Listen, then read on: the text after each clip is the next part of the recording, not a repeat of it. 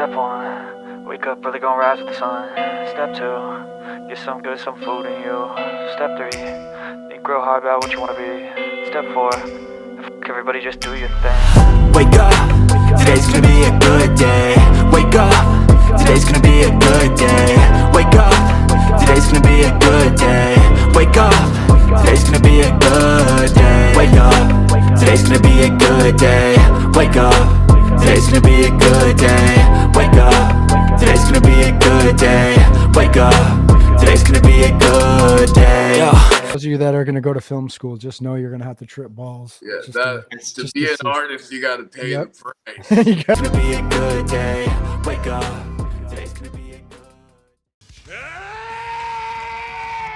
And you hear the screams of Axl Voltage. Third primal. See all about Axl Voltage. Now, speaking of military background, Axl Voltage is one of a military background. Absolutely. Served in the United States Marine Corps for 4 years. But we thank him for his service. This is going to be a bit of a grudge match, as we mentioned. With the shenanigans that happened between El Rayo. Look at Axl just, show his strength as a man. Goes for a crossbody, but Axl catches it, and boom, backbuster. Absolutely. And now, looks like Axl may be going up. What's he going for, Stu?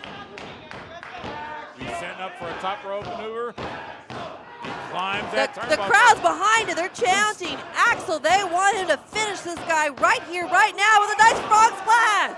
Frog splash. Missy for the Here count. comes count. 3. And we got a 3. Winner, winner, chicken dinner. And here are your winners, Lucha Light, El Rayo, and Axl Voltage.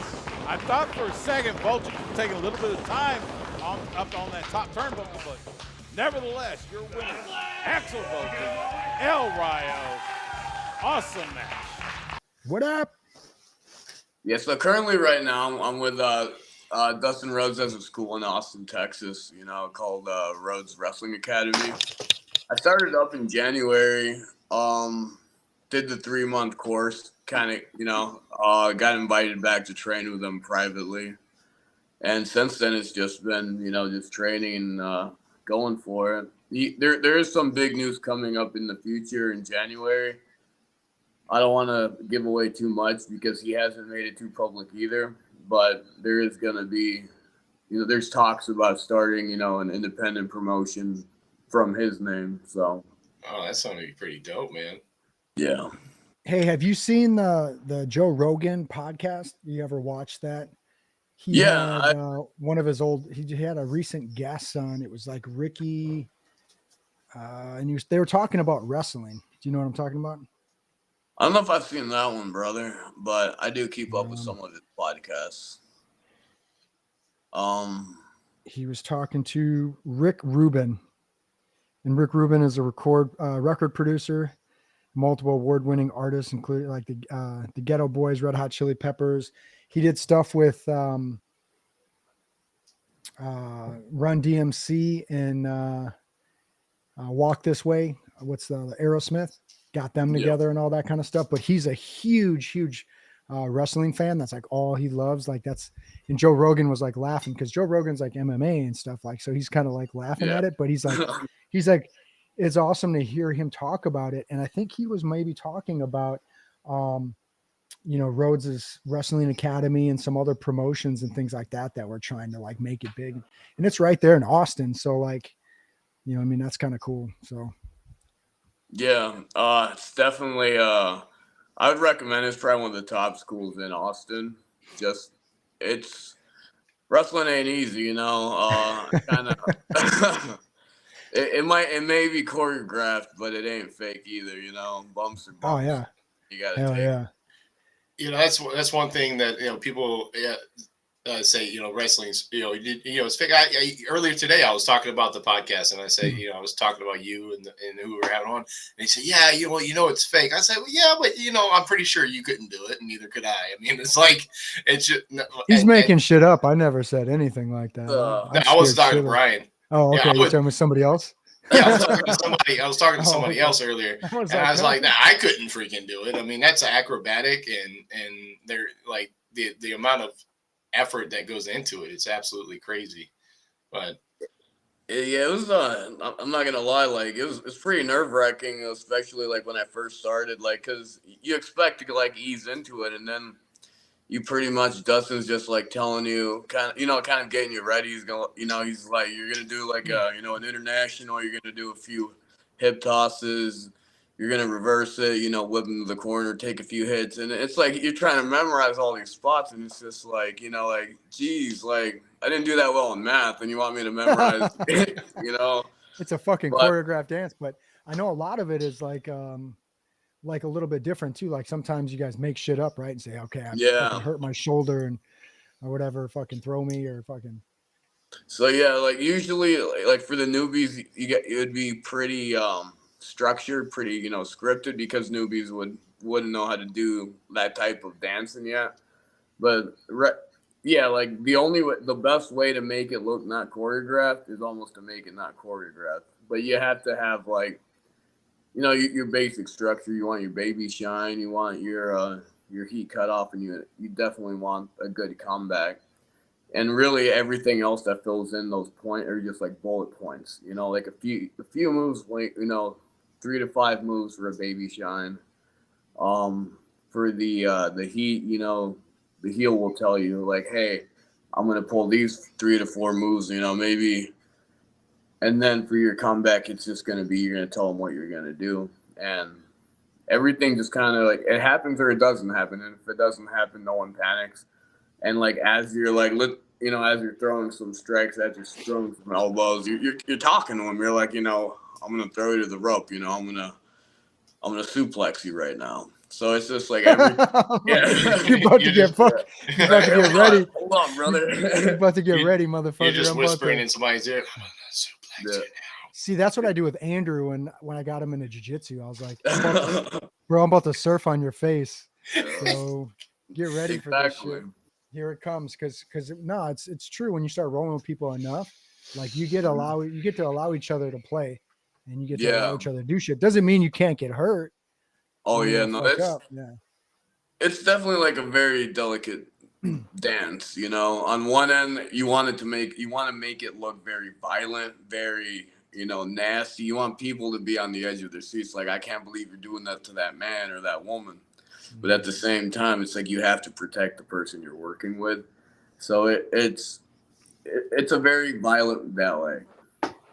So the biggest thing, and one of the reasons why I wanted to get you on here is, first off, like a little backstory, just instead of going like straight hardcore into the wrestling. I know Andrew was super fucking excited once I was like, he went in there and he's like, he called me. He's like, hey, you don't. One thing about Randy Savage is you don't make him wait for an email link and shit like that. So I'm like, motherfucker, trying to put my kids down. But one of the things we had on the last podcast was just talking about, goals and transitioning and transitioning out of the military and like having not a persona, but in a sense, you have to have some kind of identity that's outside of the Marine Corps, outside of the uniform. And I kind of wanted to back up and be able to allow you to tell your story. Cause one, you're always an interesting dude. You're always quiet. So especially in the Marine Corps, cause I got to know you. For those the other that are watching and listening, you don't know the backstory, but I served with this man in a lot of different capacities. Probably my most stressful time at WTI in my whole Marine Corps career, even more than combat. We have some funny stories to talk about, but I wanted to kind of back up and maybe start to allow you to tell your story of like where you grew up, what got you into wrestling. Did you watch wrestling? Cause I know probably me and Andrew probably watched it after Pee Wee Playhouse and shit like that when it was like Saturdays. But I want you to have some time to be able to kind of go over some of your story of high school, whatever it is, and then joining the Marine Corps. And then we'll kind of go into the other stuff. And I'm sure Andrew's got some other questions for you too. Hell yeah, brother. Sounds good. Yeah. Hell yeah, we're going to hit him with the 1-2 buckle my shoe. Oh yeah. Some hiding, some fucking hiding. Shout out to hiding. Hell yeah. So yeah, let's see. Went to school, high school. I graduated Victoria, Texas. That's like South Texas, real South. Growing up, I never really watched too much wrestling. I grew up in a pretty conservative household. My mother was strict Roman Catholic, so there's a lot of things I couldn't really do. And by the time I was old enough, I was just, I guess, not interested in them. I wrestled in high school, but that was amateur. You know, it's just like collegiate wrestling. I was always athletic. I guess that's where my sense of adventure started. I wanted to get out of my shithole of a town. You know, it kind of sucked. Nothing much to do there except oil fields and like drugs. So coming into the end of high school, I just decided, you know, I kind of wanted to go in the military, kind of get out of there. All my family, most of my family was in the military. My father, grandfather, siblings, military. So just fought, just did it. And it was really, it was a good time. I mean, there's good times and bad times. It's an entire package, you know, good camaraderie. You meet good people, and there's also sadness and loneliness and isolation, you know. It's the same, you know, it's two sides of the coin, you know, on that aspect. I don't know. I've always been different, I guess. That's the best way I can put it. Like, you gotta be different to be in wrestling. There's nothing wrong with being different. Nobody wants to be like everybody else. Right.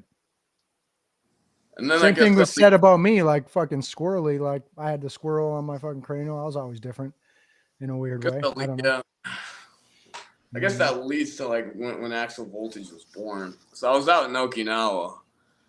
We were on like restriction because somebody probably did something out in town. You know, it happens quite a bit out there. Mm-hmm. Anyways, we got put on restriction, and it was near Halloween, so we decided to like get dressed up, and like we kind of chose names for ourselves. We used to go around the barracks playing shows and like breaking stuff. So, you know, just typical Marine shit. I named myself Axl Voltage, and there was like spider fingers and like thundercock. So it was just a good time, you know. And Axl Voltage kind of stayed. I kind of stuck with that.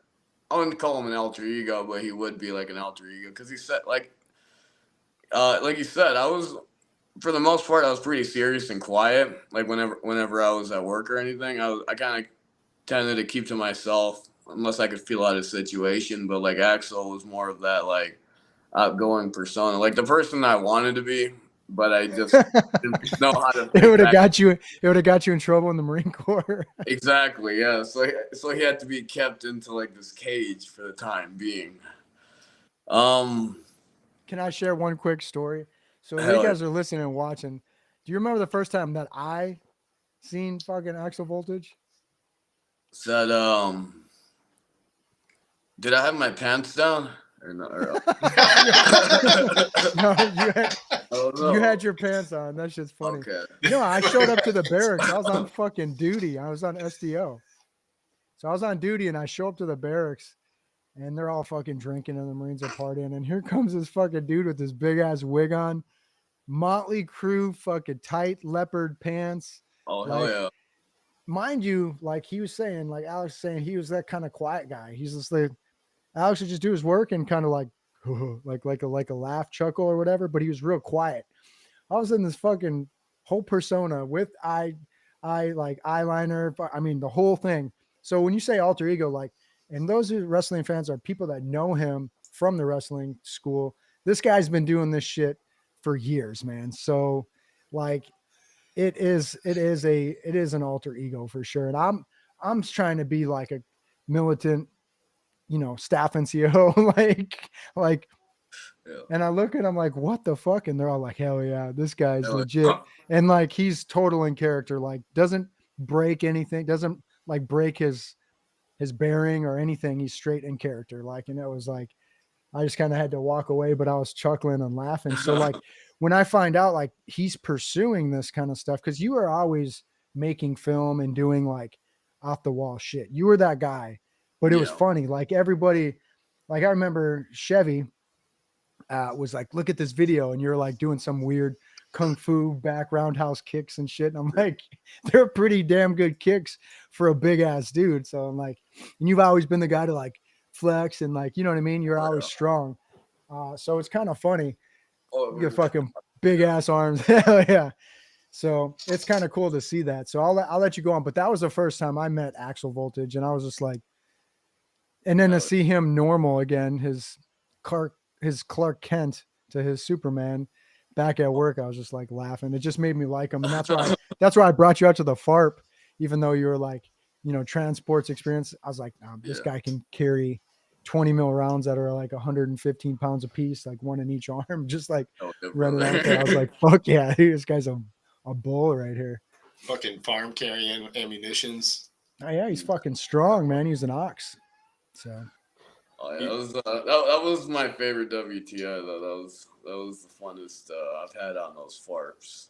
But he did bring up a good point about the film. Yeah, that was the first thing I wanted to do getting out of the Marine Corps was kind of pursue my degree in film. So I went to school for it, and I did well. You know, I got some short films. Ronnie the Milkman, if you literally just type it into the computer and put like my Alejandro Vogt, Ronnie the Milkman, it'll pull up, you know, just some short film. I think it's like it's on Film Freeway. So I mean, it was there. It just, I don't know. I guess I got to rewind it just a tad before that. It's like there's like a transitional period between getting out and then trying to find like something new, you know? So for me, I kind of had that film to kind of hold on to, latch on to. That way I could fill in that void for that sense of purpose. I know it's tough for a lot of other people, you know? Like my alter ego always kind of had my back as far as like, even without the sense of identity as Vogt, you know, like, or Corporal Vogt, I was Axl. So I could kind of latch on to that and then use that to drive me forward in whatever venture I had. But I know there's a lot of, you know, folks out there, they get out, especially if they're already going through like a breakup or something and they're already getting out. And then by losing that sense of purpose, you know, it's like a double whammy. So I know that hits pretty hard sometimes. And yeah, I just use film to pretty much, you know, kind of fill in that void for a bit. But I don't know, I fell into like a little bit of substance abuse. I'll be honest. I did lots of acid. I did like acid for 6 months straight at one point. You don't say. Yeah, it was insane. It was a wild time, brother. Yeah, it was like my third year in school. It was like halfway through my third year, and those of you that are going to go to film school, just know you're going to have to trip balls. Yeah, to be an artist, you got to pay the price. You got to pay. You went into film school clean shaven. You came out looking like Lieutenant Dane. Oh, God bless. The schnozberries taste like schnozberries. Like, Axl, get off of the wall. What are you doing? He's licking it. Oh yeah. You're right.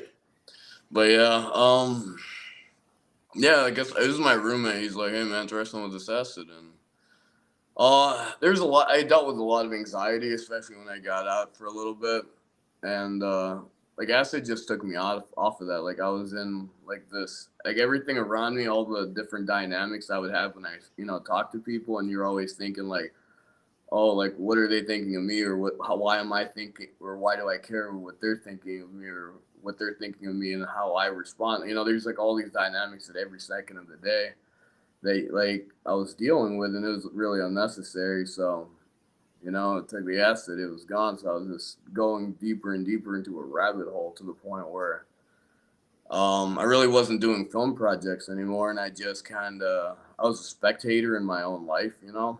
I was just watching myself like a person watches a movie, but the protagonist wasn't doing shit anymore. So it was just, I don't know, I guess that's when I hit like a real low point. That's like, once you hit rock bottom, I guess you only got one direction to go from there. Yeah. And I don't know.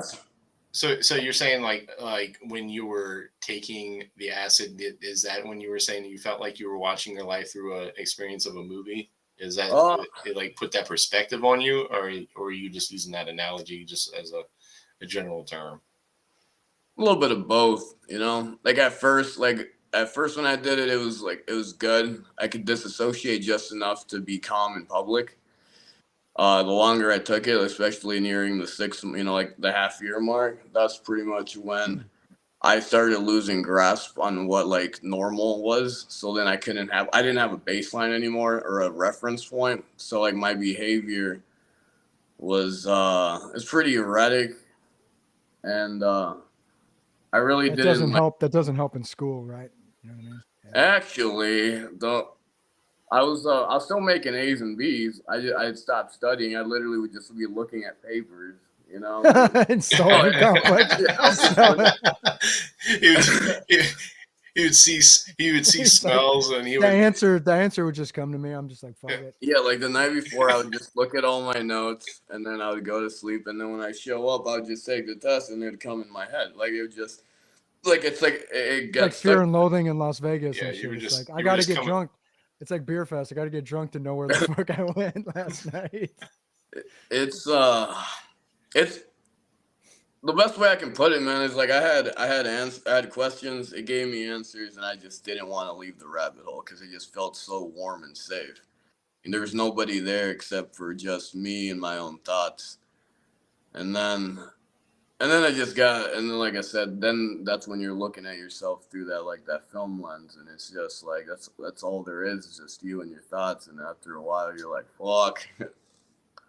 Yeah, I'd imagine that it would help a little bit to be introspective. Like, I hear some people using like small dose ketamines and psilocybin and different things in order to help that PTSD to separate yourself from your own ego and worry about some of the anxiety. But I think when it becomes a crutch or it becomes a negative thing, you know what I mean? At some point you have to kind of go, okay, hey, I need to get my goals in order.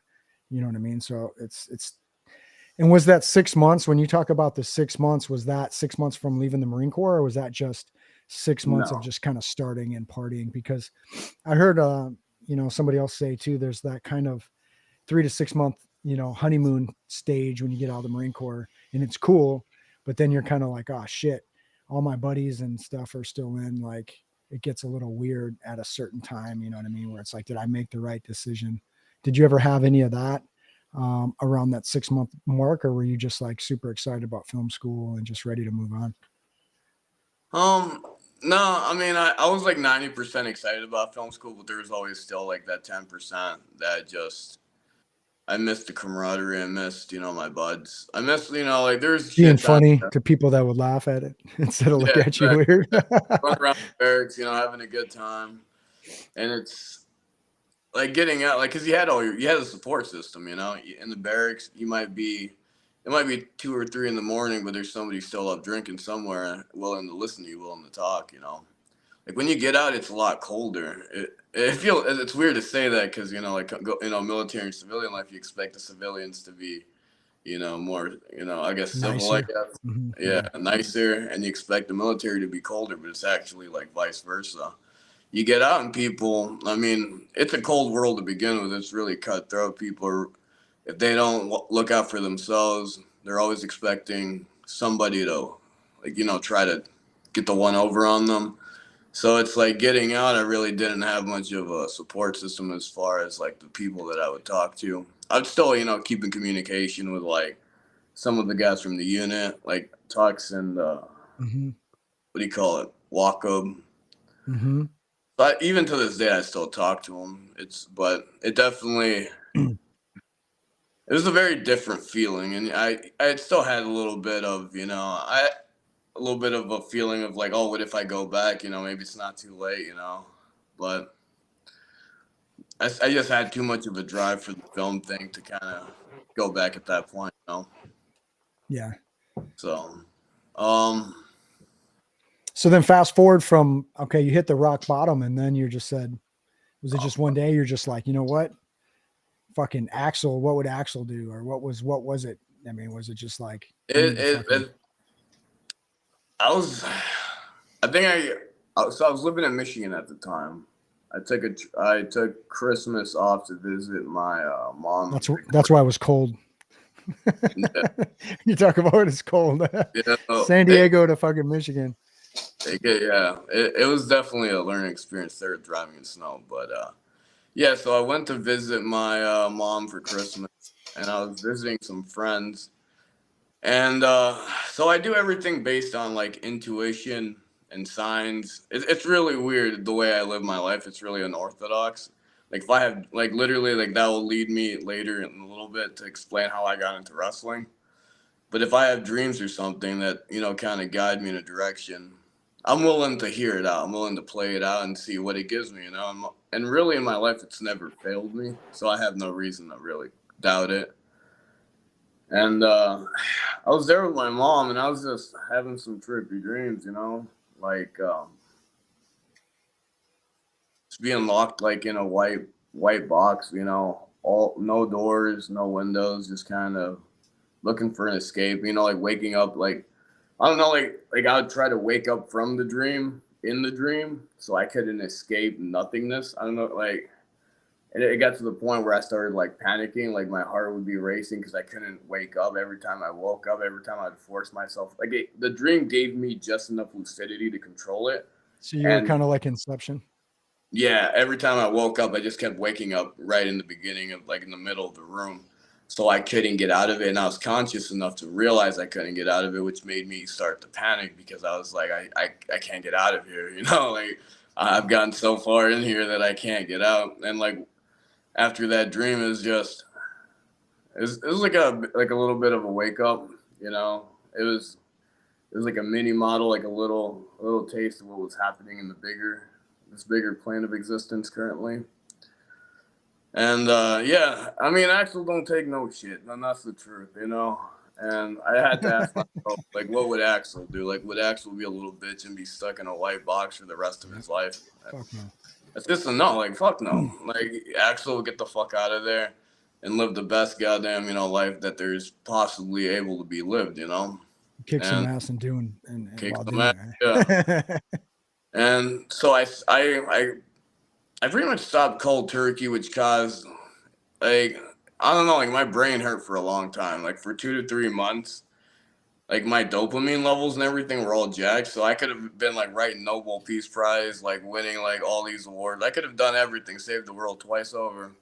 You still wouldn't have had that hit. Yeah, you still had that feeling. Yeah, it just felt like I was a zombie for a solid 2 to 3 months. And I think that was the hardest, you know, was just trying to come back into the world after being in that rabbit hole for so long. But what I learned, you know, what I got out of it, all the experiences, like I still wouldn't have traded them for anything because they got me to the point where I am now, you know.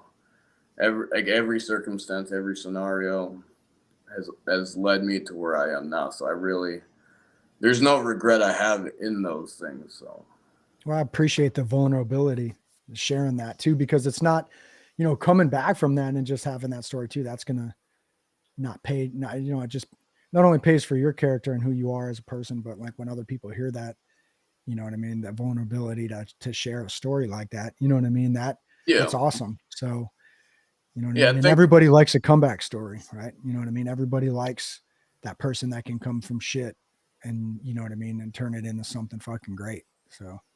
Hell yeah. Yeah, I think that's, I don't know, like I've learned a lot in these last couple of years, you know, it's just, it comes with age, you know? And definitely I view masculinity now as like having that ability. Like there's no shame in being vulnerable. There's no shame in talking. It's all that conditioning that we've learned growing up from, you know, that, you know, like your men aren't allowed to cry or this. Yeah, got to be a badass, right? Be a badass, and it's. I think it takes a lot of guts in order to be able to speak. You know, to be able to say, "Hey, I think this is wrong, and I feel a certain way," or, you know, to express emotion. I think that we're coming to a new paradigm as far as the way that people think. People are evolving. You know, people are coming into. I definitely agree. I was listening to Andrew Huberman's podcast with Jordan Peterson, and they're kind of talking about some of that kind of stuff too. You know what I mean? And like, Yeah. And then Simon Sinek talks about it too. Like we have to be vulnerable and be able to share some things. And I think that's what a lot of our society is lacking when we're working from home. And then the new generation being a little bit less willing to have those tough conversations with their boss, rather they just kind of quit. You know what I mean? They'd rather quit or go on strike than say, hey, I need a fucking raise or have a, you know what I mean? Those weird questions. So it's good for, you to be able to understand that and then having vulnerability. And Andrew, I knew you were about to say something. So, cause you're in the civilian sector, so you could probably speak on it all day. Yeah. I mean, and I don't know if you realize this, but I'm not Andrew right now. I'm Andy Savage. Yeah. I can't promise that It looks like Owen Hart. It looks like fucking Owen Hart's face. I can't promise that I won't randomly talk like this throughout the episode. But I know I love what you're saying about the alter ego thing, man, and everything you said. That was all like really, like I was sitting here quiet, but it was all like really echoing inside of my head. I mean, I love the fact that I think that's a common trait that I've seen in a lot of like wrestlers is that you all have your own alter ego and you have one naturally. That just seems like that the whole wrestling thing was just something that was just a calling for you. Mm-hmm. And the fact that you have an alter ego, it's like, and I'm kind of envious of you in a way. It was like, I'm like, man, I don't have an alter ego. That's so freaking cool. You can make one. And I am making one. It's like I might just call him Andy Savage, and I'm gonna fucking go savage on people. But but it's really like the last point that you made that being open, where society's changed, and I think it's changed for the better, where we can openly talk about things and talk about our issues. And I mean, as a man, it's always hard for men to open up, a lot of times. And you got people who have issues that need to come out, and you don't want to run into, like issues. It doesn't matter what level of success you're at. You can, people at all levels have issues, mm-hmm. Chester from Lincoln Park, he was out at the park with his family, and then a few hours later took his own life, could be even worse in the spotlight for sure. You know what I mean? 100% when the pressure's on, I mean, you had a wrestler like Chris Bonet, right? Wasn't that his name? He killed himself, killed his wife, I mean, it's like, I brought him up because he was a wrestler, but I mean, mental health is so important. It's so important to talk about your problems and be open and talk about where you come from. Another thing is giving compliments. Guys don't compliment each other. Normal, like you talked about the hot and cold difference from, being in the service versus out, and you hit the nail on the head, man. It's a lot of times people are looking, they think that you're trying to get one over on them. And, it's like, as a man, when we see another guy, it's just like, give compliments, man. And sometimes guys don't know how to even take a compliment because it's so rare that we get compliments. Mm-hmm. Hey man, I really like your shirt. Oh yeah. Thank you. You don't even know what to say. Yeah. Yeah. My mom bought it for me, but just be a confident man and say, thank you. I mean, yep. And just accept it. Yeah. There's a thing I was listening to today of, Simon Sinek talking about accepting gifts and accepting compliments. And most people are like, man, you're genius. No, I'm not genius. I'm not. No, you accept a gift with gratitude. You don't give it back. And you're just like, thanks, because that person's giving you a gift and it's service to each other. Another key thing, look at Kobe Bryant. He had Black Mamba. You know what I mean? He would turn into Black Mamba when he went on the basketball court. Michael Jordan was the same way. Some of these people had these kind of alter egos where they would switch. David Goggins is another example, the Navy SEAL. Like he fucking takes souls, you know what I mean? So you can switch that and you can be the superhero of your story. And that's awesome that you found that personality trait. And we all have good traits and bad traits, but you want to lean in on the ones that are going to make you move forward, not make you move back. You know what I mean? So I commend you from doing that. You know what I mean? So, and I'm happy you're alive and I'm happy. That's why I wanted you on the story.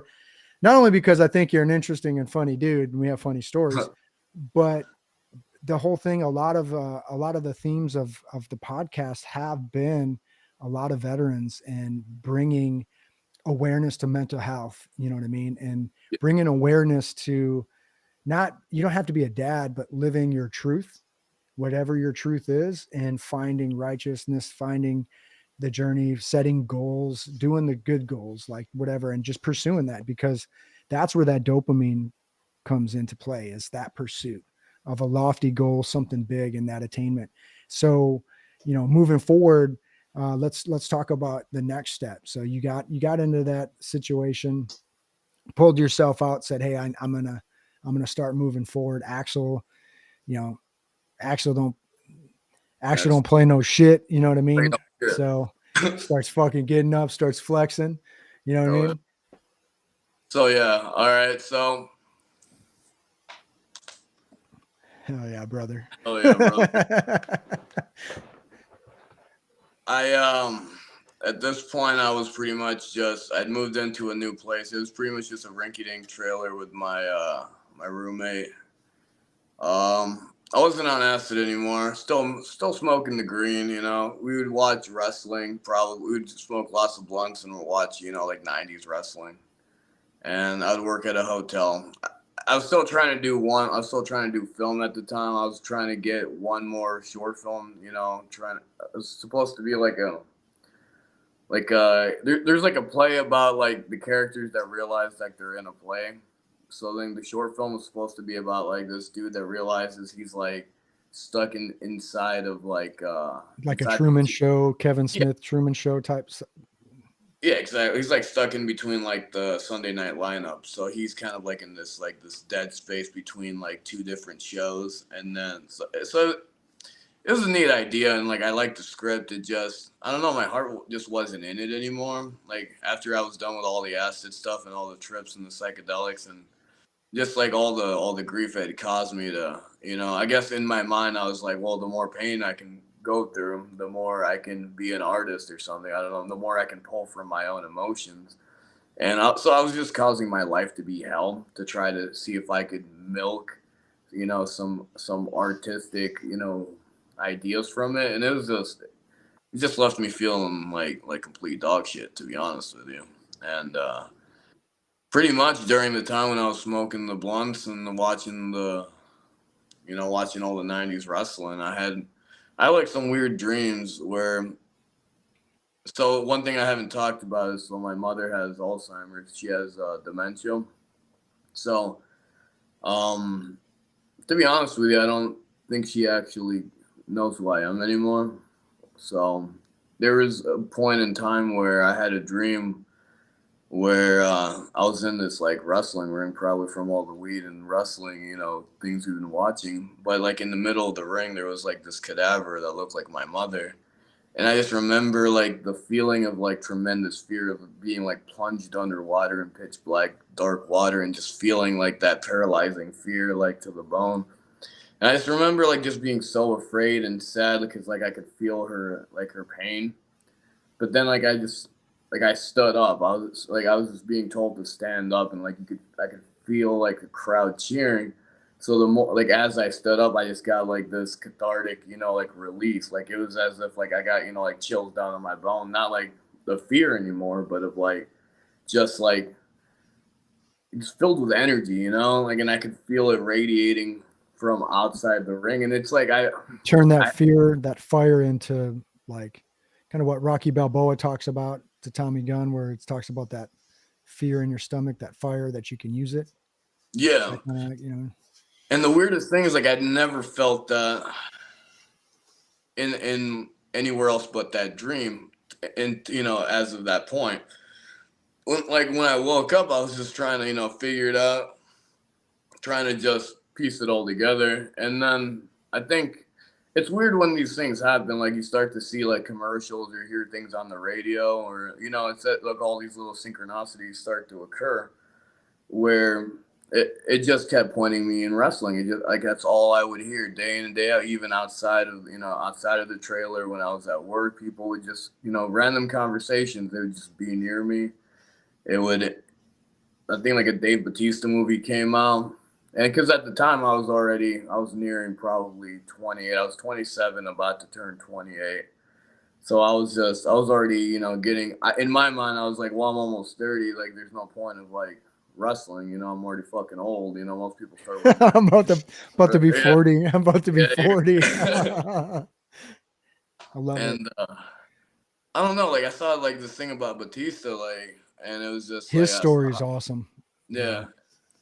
And I was just like, wow, dude, like, you know, like a lot of these people, like Diamond Dallas Page didn't start, I think, until in his mid-30s. And like I started, like these things, like, That it was dude's a nut, man. If you've seen him on Joe Rogan and stuff, and like, I want to say he was on Jocko too. hell yeah. Yeah, Hell yeah. David Batista is the guy from Guardians of the Galaxy, right? Yeah. Yep. Yep. Big dude. Yeah, he's got a badass story, man. Diamond Dallas Page, or I think he can do the split still, and he's like doing crazy shit, right? Isn't he like old and still? I heard. Does he do? I heard something about him and you. Yeah, he's huge. He has a Diamond Dallas yoga. Like he Yeah, has his own fucking yoga, bro. Hell Yeah. But yeah, So 90s wrestling. So you're watching 90s. yeah. That wouldn't have been Legion of Doom. I'm That was literally like the 80s. watching. You were like, watching like NWO, and you're watching like Shawn Michaels. like all the Attitude Era, or no, was that 2000s? Yeah, when they came back, with the steroid Attitude. times. Yeah. Everybody, because they went hard, and then they went kind of kiddie, right? Yeah. And then they went back to Attitude with like, New World Order and Hulk Hogan and stuff. Sting. Yeah, when and all video the games and shit came up. When Kane was coming out with his girlfriend, and then you know, Triple H, Edge, Christian, Goldust, The Rock was Stone Cold. Yep. Yeah, Stone Cold was probably one of the biggest Attitude Age. Yeah, he was definitely a headliner. I do like Chris Benoit. I know there's a lot of tragedy involved with his name, and a lot of, like, people don't like to say his name because of what happened, with his family. But I mean, technically speaking, he is one of probably the best technical wrestlers to. Are you saying the one that he killed himself and killed his family? Or something? Is that what happened? Killed his family, then killed So himself. were they looking at it from CTE? Is that something that happened from head trauma and anger and things like that? It was all those flying headbutts made holes in his frontal lobe, and probably something pushed him, or something kind of triggered him. And once you get triggered and you can't control your anger, it's just kind of a bad situation all around. And when he finally, I think, came to, he probably realized what he did, and he tried. I think he had to hang himself with like weights. Like he had to like use weights because his neck was so thick. So he had to like drop the weights, and it was. It's a tough situation all around, man. Just because he wasn't in the right state of mind, but still not an excuse for what he did, type of deal. So either way, he's still a great wrestler, and what he did, it's just he's one of those individuals that sacrificed his body for the crafts. Just a little. And I'm not one to judge. I really, everyone's got their own journey and their own quest. So. But so 90s wrestling and dreams, and then it's almost as if every time I like, my brain would try to stop myself or like find an excuse to why I shouldn't like pursue wrestling or look into it. Like life would find a way or a situation to kind of get me back on track. And it happened enough for me to start looking up wrestling schools. So I started looking up schools around my area in like Grand Rapids, Michigan. There really wasn't much up there. My dad lived in Austin, so I was like, let me check in Austin. Probably a lot of schools there. I looked at a few, and then I saw that Dustin Rhodes had one. Like at this point, like I said, growing up, I never really wrestled, but my friend would bring over his copy of like SmackDown for the N64, and I'd play as Goldust all the time. So literally, like I was just like, well, I know. Is that that's who he is? Yeah, Dustin Rhodes. Dustin Rhodes is Goldust.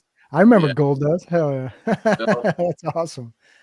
Yeah, he's a solid dude. Like, really nice. Like, I'm really, really fortunate and grateful to be part of his training and of his team right now. Just because Like I said, he chose me. Like I wrote in like a video application, you know, being completely open with him, saying, you know, I really don't know much about wrestling except for 90s wrestling that me and my friends smoked blunts to.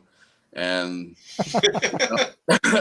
like I told him, like I'm willing to You put in said the that? work. You actually Yeah, said, yeah, we were yeah, smoking yeah, blunts and we were playing yeah. video games. He's Yeah, like, I fucking love this guy.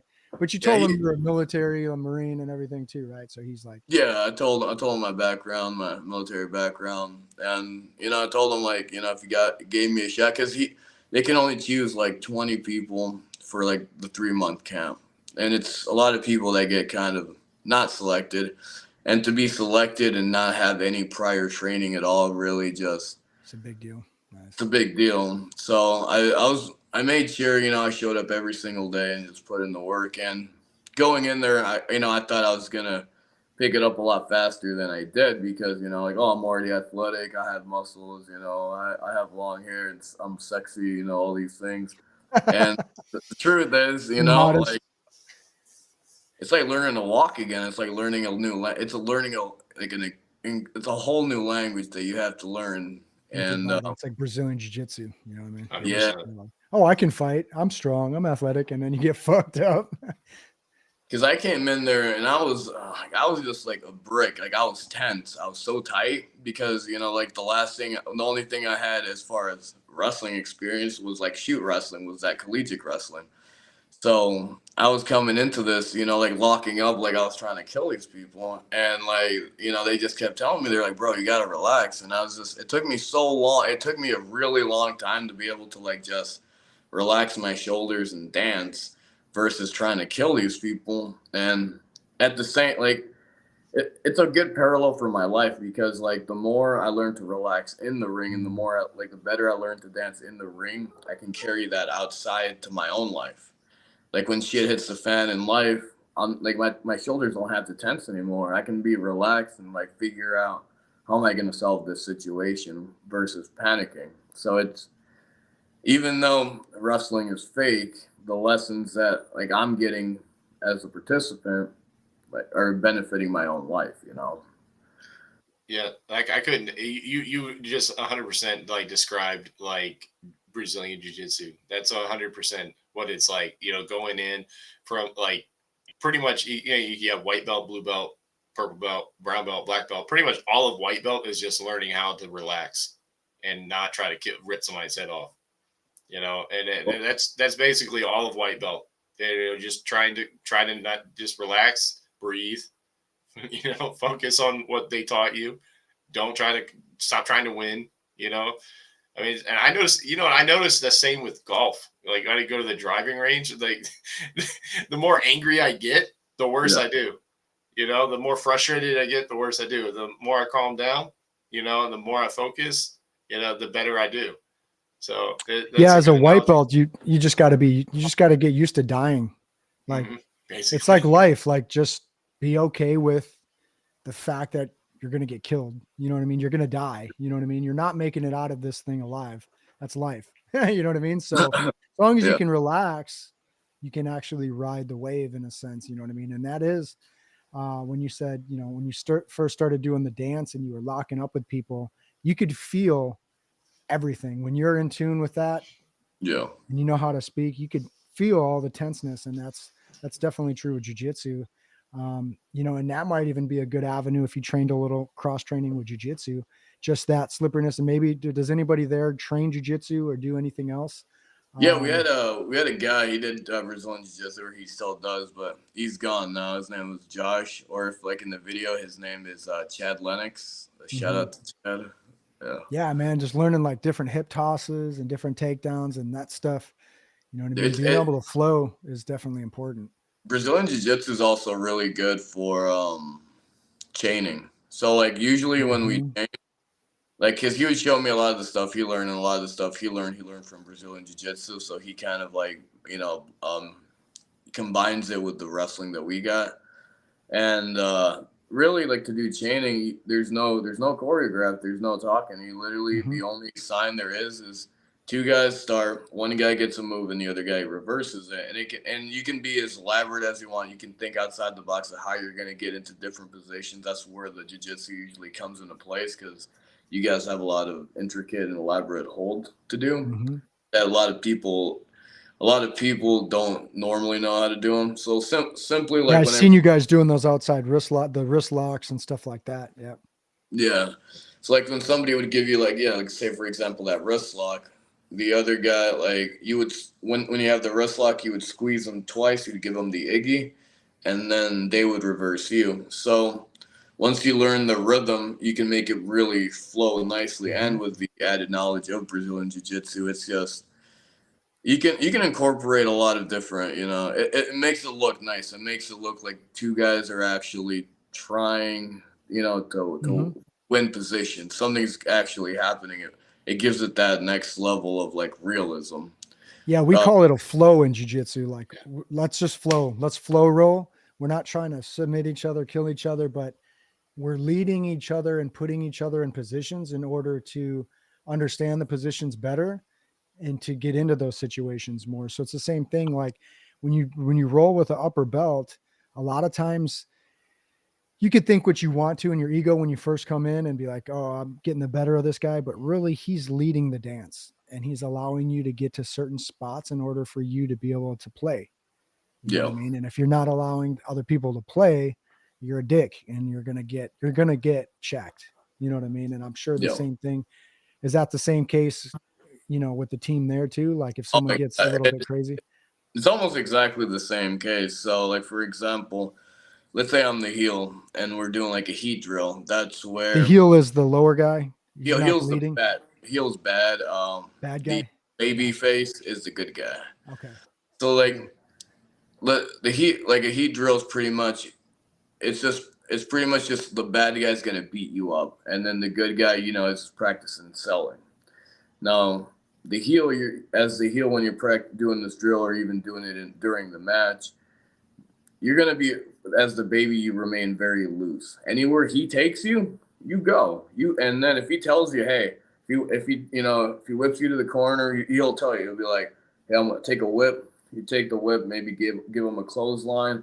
As you give him the clothesline, you're gonna tell him, hey, stay here, and he's gonna stay there. And if he doesn't stay there, then you're gonna throw him back in there, because if he's got to, both people have to be on, like communication about what's going to happen. And if he moves, and if you're trying to do like a third row move, and if you position him somewhere, then if he tries to move out of there, that's dangerous because now he's about to land. And if you're moving your arms or moving your legs, and if he lands on your arms or legs, like that's broken.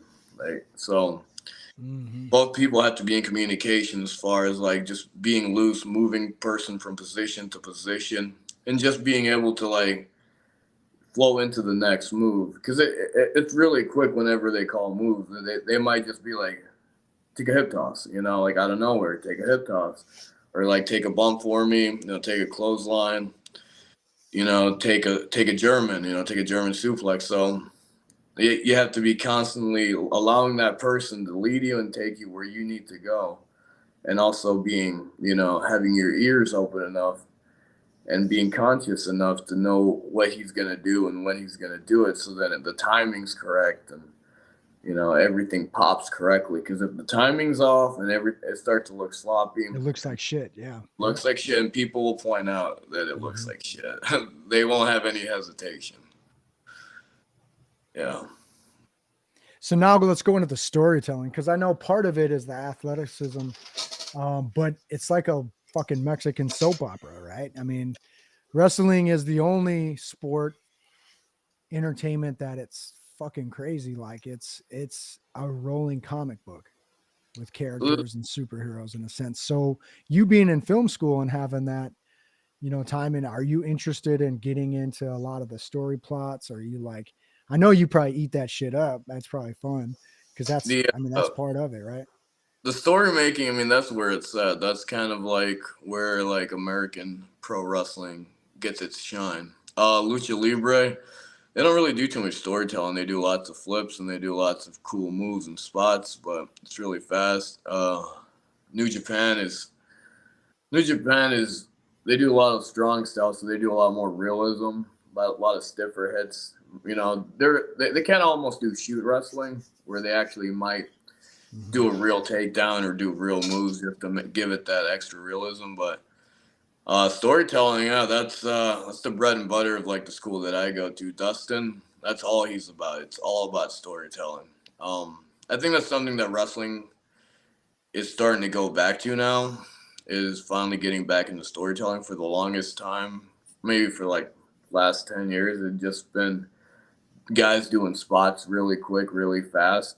And it just got confusing because if the heel's doing more spots and more flips than the baby, even if he's still trying to put the baby over, the heel's gonna end up looking better, because if he's doing more moves and techniques, then what the fuck's the baby doing? Like nothing. He's How the just fuck there. did he win? Yeah, How did he win? yeah. And then people so it's storytelling is definitely what leaves those memorable matches in your head. Because you could go watch one of these like shows live. You can see one match where a dude's maybe doing a whole bunch of springboards, doing a whole bunch of moonsaults, just left and right. It could be both guys just going at it, doing as many flips and as much punishment to their body as their backs can take. And then you'll remember that match that night. You'll be like, oh wow, those guys did some cool moves. But then there could be the next match. Maybe they don't do as many flips. Maybe they structure their moves to where they tell a story. You want to build up your moves. That way, when you hit your big moves, it means something. Just like in a movie, like once the protagonist gets beat down, he's been fighting, he's the better guy, but the bad guy got advantage. He cheated somehow, he did something dirty, and now the bad guy's just beating him up, and all of a sudden block, and like the protagonist, the hero, throws a punch. It's the hero journey, yeah. Yeah, it's the hero journey, exactly. Yeah. And maybe beats him down some more, but then he throws another punch, and now you can see the energy rising from the baby. It's Hulk Hogan putting his arm up and shit when he's getting choked out. That's exactly what that is. That's getting the crowd behind you. It's and it's and that's how you tell the story. You come back, you get the crowd behind you, and you take it home. You give the people what they wanted to see. You give them that energy, you give them that story versus just ending the match, or like having an entire match of flips and then ending it on another flip where they'll clap and they'll be excited, but it won't stick with them. Like in 10 years down the road, they'll remember they'll remember the names of the wrestlers who had that awesome story, who had that trilogy, like Shawn Michaels, Triple H, all the matches, the trilogies they had. You'll remember those matches, but you won't remember the names of the flippy guys. It's his personality, his charisma. It's more than just athleticism. It's more than just. It's like a secret ingredient, It's like telling a story, like any story. It's the anticipation. It's leading them to a conclusion, but being a twist that they didn't see coming. Exactly. With the excitement, and then that's that feeling. That's giving them that dopamine. They're anticipating what's going to happen. Last week, did you see what he did? Like off stage, he fucking came over there and like put a pie in his wife's face or some shit. You know what I mean? I don't know what they did back in the 90s and stuff, but I remember watching it and it was like, oh, they're fighting in the hallway. They're fighting. Dudes hit him with a crutch. He's broke his arm. He's with crutches. Now he's beating him senseless. You know what I mean? You're like, I remember one time they filled one of their cars up with concrete. They had a whole concrete truck and they backed up. It was Stone Cold Steve Austin's like convertible. They're like, yes, Steve Austin, this is your car. This is your favorite prized possession. And he's just filling it up with concrete. The glass is busting out. I mean, 90s wrestling was wild, man. It was like Wild West. You killed John Wick's puppy. You know what I mean? You don't do that shit. You know what I mean? They're going to come back, and that's what the people want to see is like, he just fucked up. Oh, here comes Stone Cold Steve Austin. He's drinking beers. Here comes Donald Trump. You know what I mean? Or whatever. People forget that Donald Trump was in the WWE, right? Everybody loved him for the longest time. Yeah. But all right. So now the storytelling. So I do have a question for you. And I was kind of thinking about this because you see backyard wrestling, you see some of the other stuff. And I heard stories, I've watched Jake the Snake on Jocko. I think he was on Jocko's, and you know what I mean? He hated snakes. I don't know if you ever watched that. He's like, I had to have these fucking snakes with me all the time. And they were like super dangerous. I'd get bit and I hate snakes. And they're like, you're going to be Jake the Snake. And he's like, fuck that. He's like, talked about going through so many snakes because he traveled so much. But some of those guys put their bodies through, so much, being injured. I think there's a good story of The Rock, or I think The Rock was fighting somebody too, and they like dislocated his shoulder, and they've got like 25 or 30 more minutes to wrestle. You know what I mean? Like, and you just got to push through it. But also back in the day with like the razor blade cutting and stuff like that, what do you think of? What do you think of like that kind of stuff? And is that something that's talked about within the community? I'm sure it's probably frowned upon maybe now. I don't know, but I think juicing still. I've seen a lot of blood in AEW. I think WWE is definitely a hard ban right now on juicing. Juicing's where you cut yourself open. Why do you do that? Is it just for the effect? I mean, it's literally for blood. Just so for like, the fact you're like hitting an elbow and they make it seem like now he's all messed up. Yeah. Yeah. But I'm sure that happens on accident sometimes too, probably. Oh yeah, when it happens on accident, it's always good.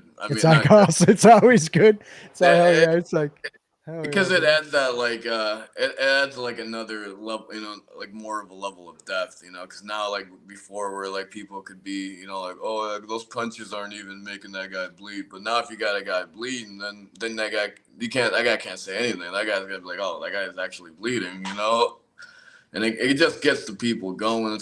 It's a gladiators, it's a spectator gladiator sport. It's just choreographed, so people still have the same primal urges as far as like entertainment that they did back in the days of the gladiators. So when they see blood and when they see they excites them, it's like it gets their old that core primal self out, and it just they love it. I've got brothers, I got four brothers, well, 3 brothers. There's 4 of us, but when we would play wrestle and stuff, you'd fuck each other up. It's still playing, right? But it's like, I'm gonna slam you hard as shit. Like, like, come off the top ropes. You know what I mean? It's pretty funny. So, and as far as injuries are concerned, like I haven't had any major yet. It's gonna happen. It's part of the business.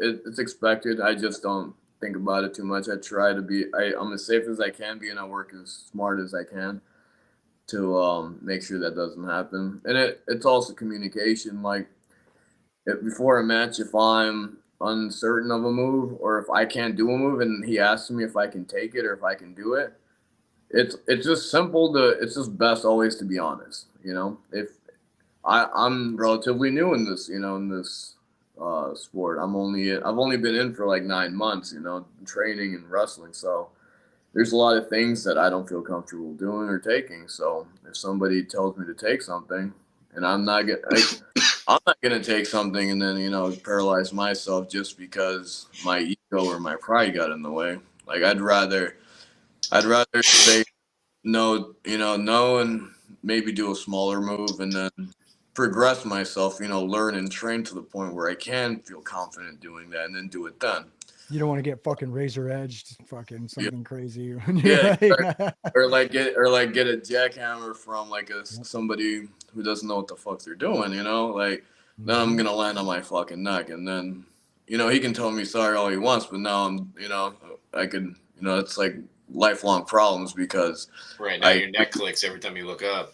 Yeah, exactly, and I don't know. It's just learning to look out for yourself too. You gotta always be safe whenever you do, and make sure that you keep everybody else safe. But there's gonna be times when, like you said, like what happens if you get injured, like 10 minutes into like an Ironman, like an hour-long match.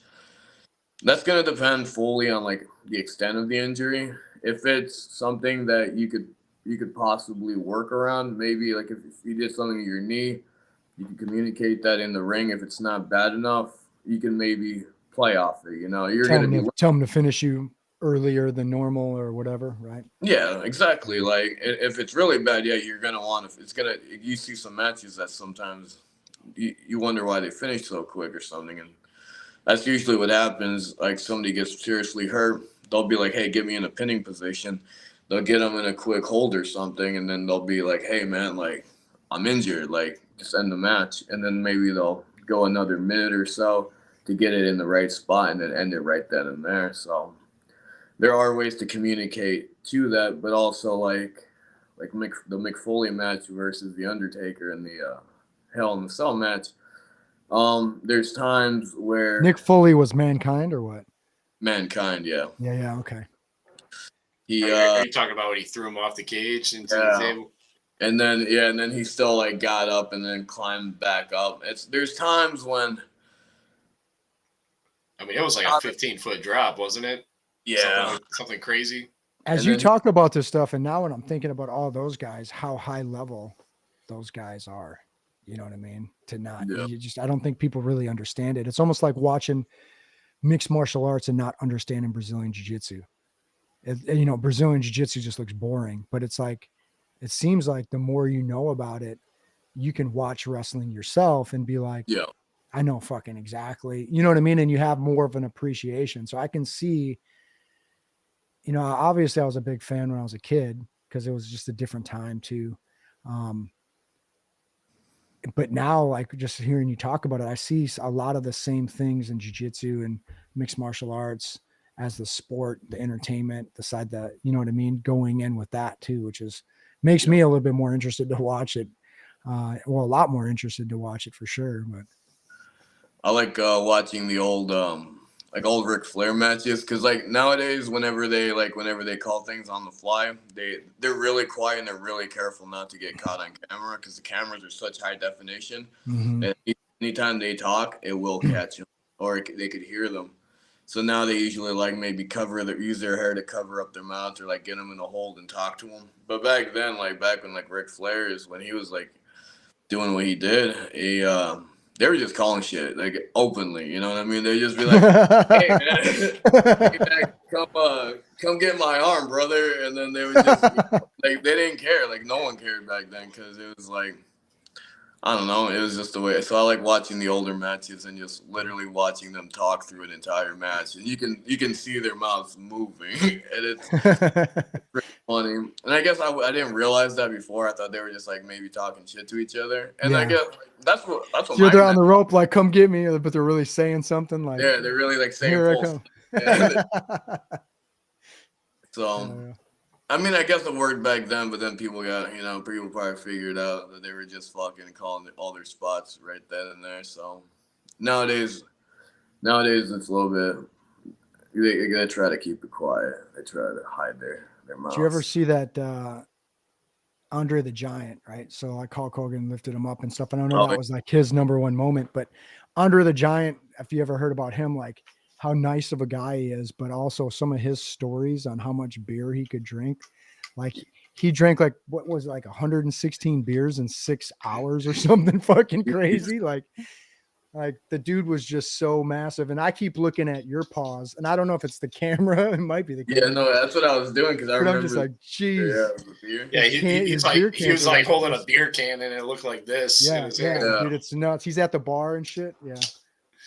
I heard that Princess Bride, do you want a peanut? I heard when Hulk Hogan picked him up to do the slam, he like tore all his ab muscles because he like tensed. Wow. What happened was Andre the Giant, like even though he was heavy, he knew how to distribute jump. his weight. He distributed his weight, so he jumped up the right way. He jumped up to make himself really light.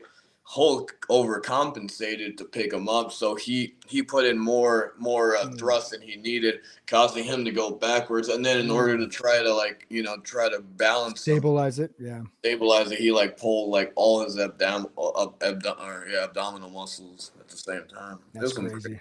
Yeah. So he wasn't fucking for like at least 3 months, probably. Yeah, you're right. He's Yeah, Andre the Giant was a huge guy. Yeah, and that story about him drinking 100 whatever beers it was. Like he passed out in the hotel lobby, and they had to just leave him there because they couldn't. He fucking was move so him. big. Yeah. Well, It was just he took a cab ride too. It was like Jake the Snake was talking about it. Was like he took a cab ride and he drank like fucking 36 beers during the cab ride or some fucking in a limo or something crazy, man. And he's like going to the liquor store to get more. But if you think about it, I mean, his body's processing so much of that too. You know what I mean? So like a 12-ounce can is probably nothing to him. He's so big, like, but it's insane. Like hearing the stories of some of those old guys. And I think that's why you said, Diamond Page. Yeah. Diamond Dallas Page. Diamond Dallas Page, when he was talking about it too, was like just, you know, getting some of these guys healthy again. You know, and we talked about working out and not getting injured. So like, what things are you doing? I know you're probably trying to bulk and take, you know, certain things. So you're trying to make your body to your alter ego, right? Yeah. But do they give you at that wrestling camp? Are they putting you through? I mean, you said you had practice, so you're doing a regiment and stuff. You guys are doing weightlifting and different stuff too, or what?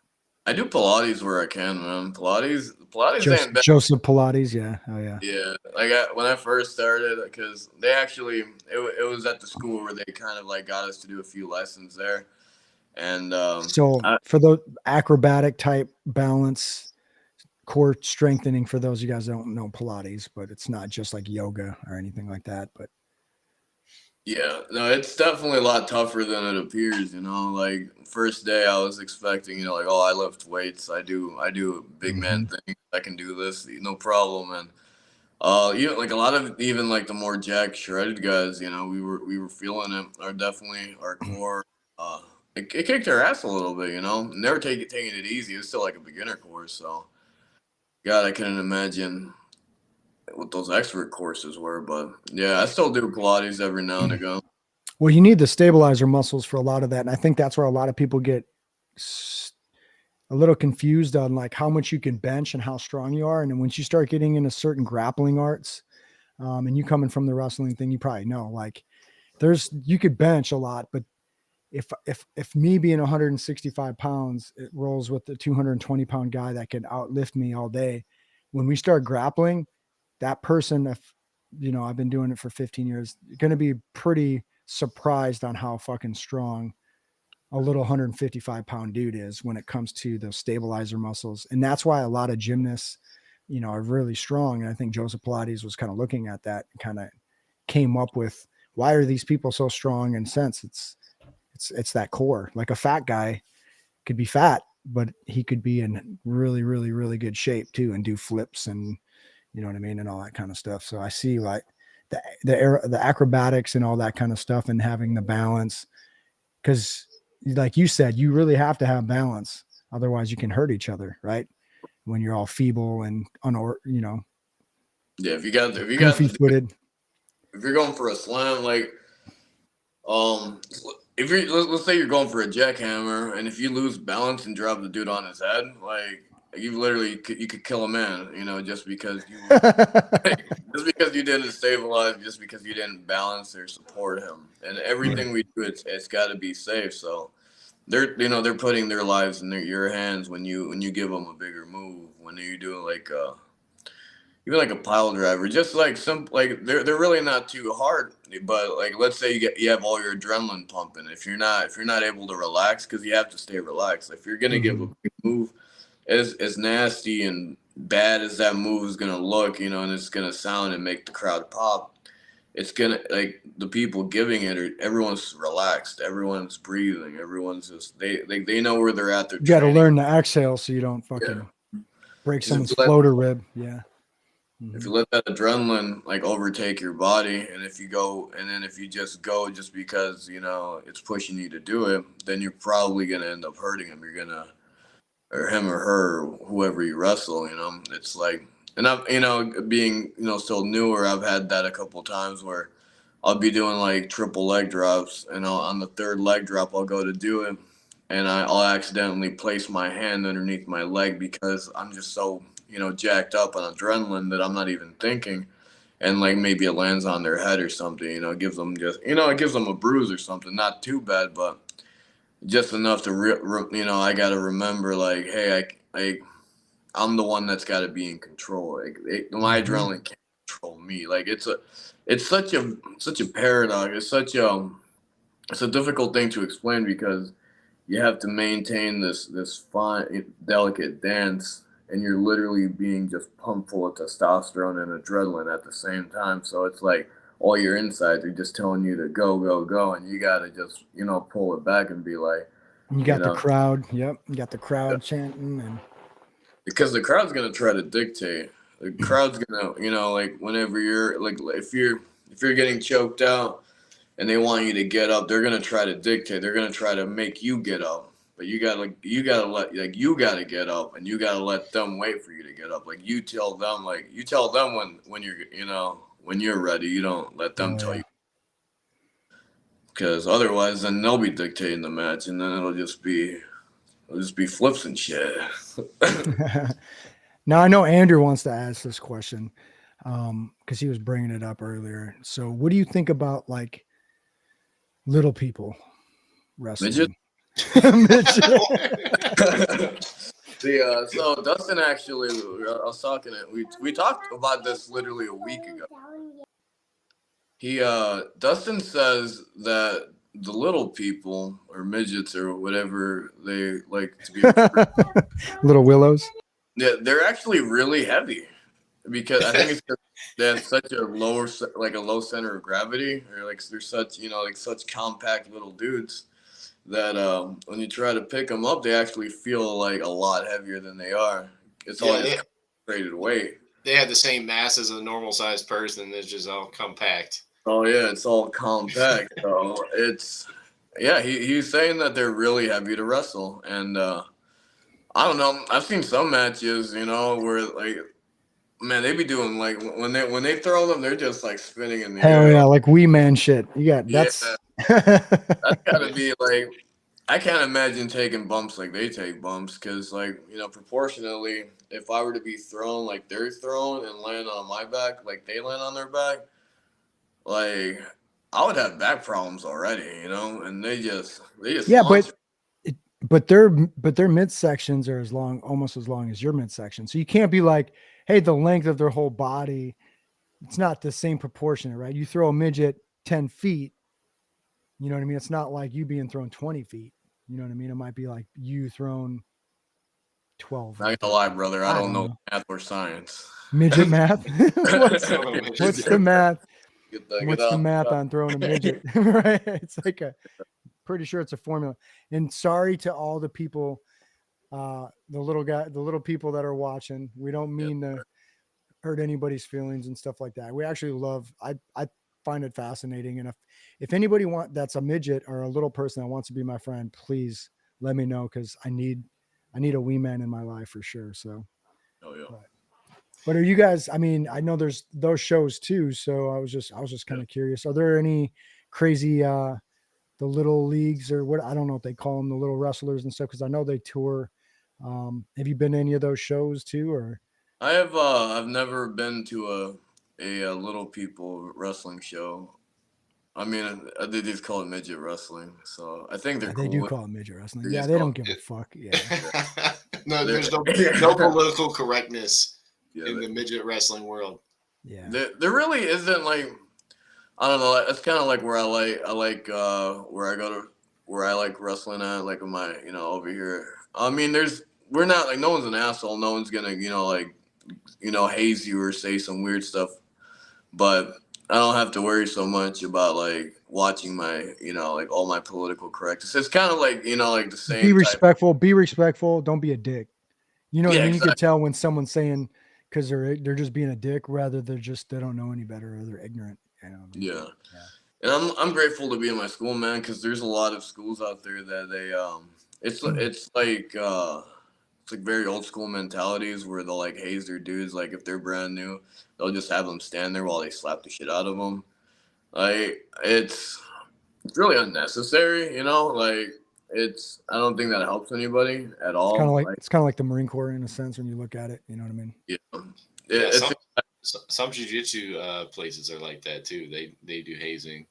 You know, whenever you get a belt promotion, they'll haze you, and it's just all kinds of stuff. And none of the gyms I've been to do it. Yeah, walking the gauntlet, but it's like they're not going to necessarily force you to it. You know what I mean? But Yeah. in the Marine Corps, they're like, it's like it's a little different. It has been in the past where it's like, you know, walking the gauntlet and letting people smack you with the belt is one thing because you're walking and you could say no, and it's not like you're paying that fucking jiu-jitsu academy. It's not like they're going to force you to do it.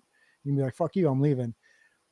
But with the military and some of the things that we've been hit for was like, you don't have a choice. Like they're going to pick your ass up, bring you in the bathroom and give you blood stripes. You know what I mean? And pound your legs, you know, and shit like that where you, and a lot of times leadership's just like, make sure they can work tomorrow. You know, don't beat them that bad, but some people get stupid. You know what I mean? So there's a difference between hard training. Cause I think one of the Navy SEALs was just on Joe Rogan. They're talking about that with like gas and with the gas chamber type shit in Navy SEAL training and how it's hazing. And so, I mean, people are already getting scrutinized, and the fire department's the same way. Police department's the same way. You know what I mean? If you have a tough job or you're doing something, there is a little initiation. And with men, it's all that way anyways. Hey, can I give you some shit? Can you dish it out? You know what I mean? I'm going to talk shit to you. What are you going to do?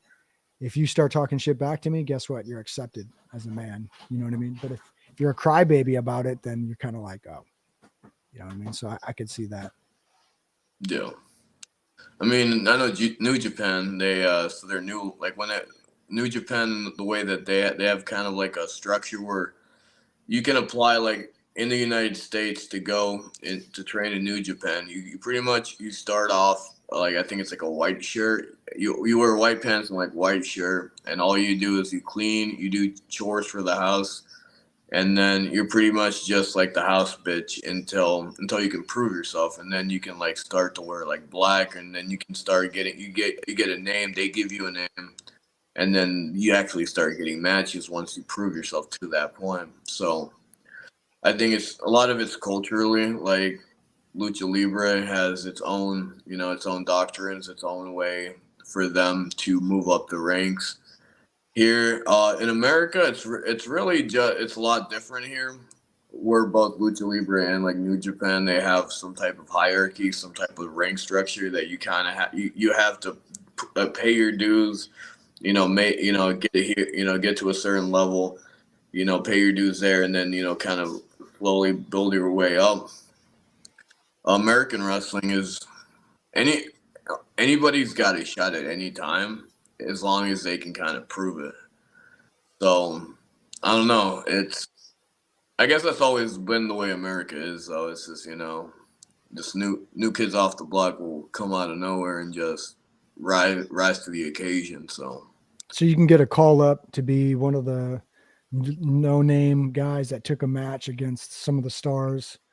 Yeah, AEW. Whether or not how well you do, you might move up a little bit, kind of like AA or amateur, and then you kind of move up. And if the crowd likes you, or you look good, or you do something, or you know what I mean?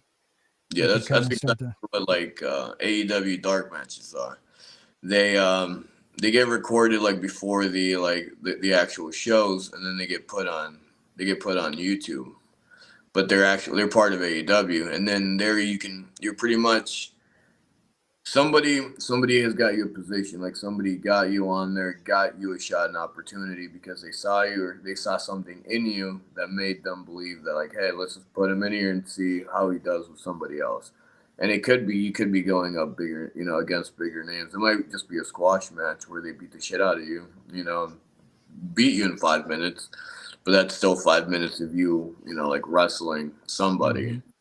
So it's really just like what I hear all the time is in wrestling, everyone's got such an individual and unique journey. Like no two wrestlers have the same story to tell. Everyone, they come from all walks of life. They, how they got there, what age they started. It's all different. And some people they start when they're 18, and they by the time they're 30, that's where they're at. Some people don't start till they're 30. So that's like my story,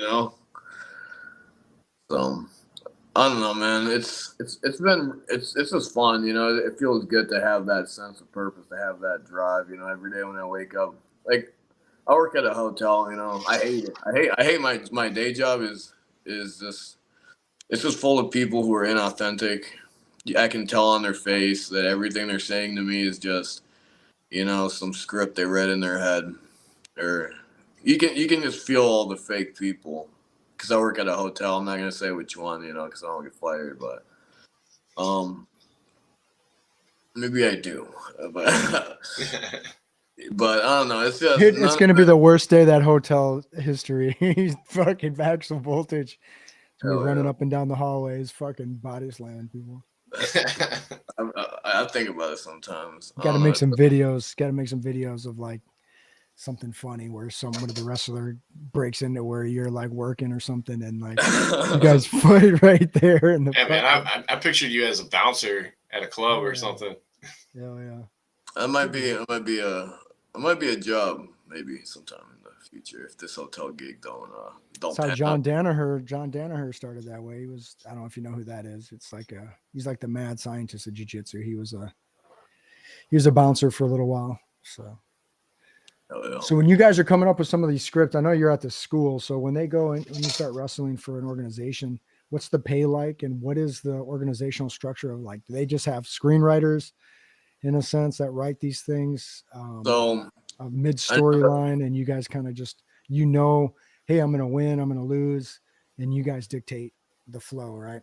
So AEW and WWE, as far as like Vince's WWE, everything was Vince. Vince McMahon. He wrote everything there was to write.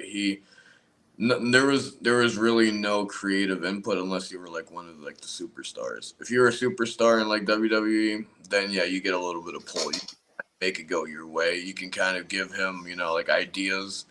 But at the end of the day, Vince always controlled the narrative and how it's going to go and what characters or what wrestlers are going to wrestle. AEW, it's the new up and coming wrestling promotion. It's been doing really well these last couple of years. They allow more leeway. They allow more creative control for the wrestlers themselves, so they have more control over their name, their assets. As far as pay goes, a lot of people, they think just because you're on, like, if you get the TV, that you're going to be getting paid, like six figures off the bat, and that's not the reality of the matter. Especially for WWE, where you have to travel a lot. You're really, at the end of the year, you're probably only making like 60,000 because you have to pay for a lot of expenses, and that's just like if you're middle of the roster. If you're not at the top, if you're not a superstar, if your action figures ain't selling a hot.